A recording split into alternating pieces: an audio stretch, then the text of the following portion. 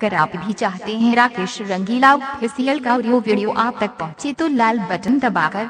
channel को subscribe करें और बेल आइकन दबाना न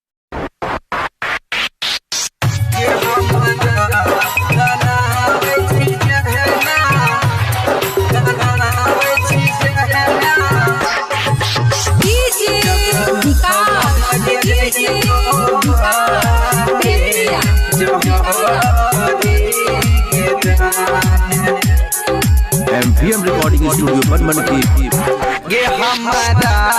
कनावे छी जहना सुने छी ये हमारा कनावे छी जहना तोरो नहीं गो वहीना ये हमारा कनावे छी जहना तोरो नहीं गो वहीना जब हम मर जाइबो के जान जब हम मर जाइबो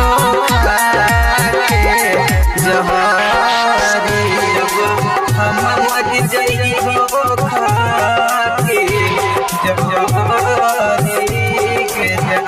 सेनुरा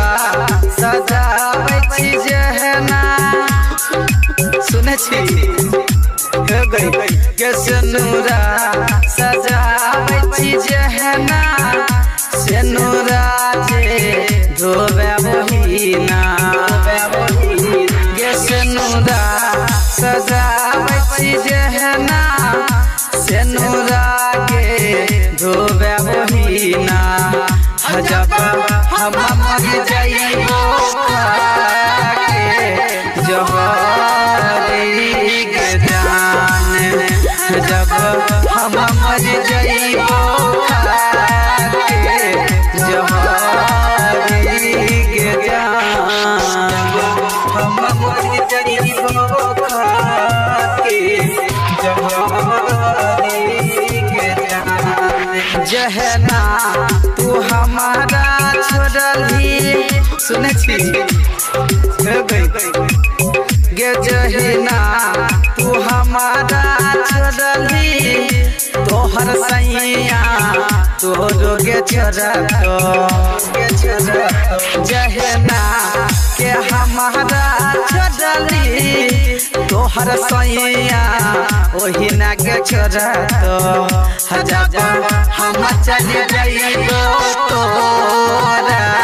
से दूरी के जान जब हम मर जाइबो जब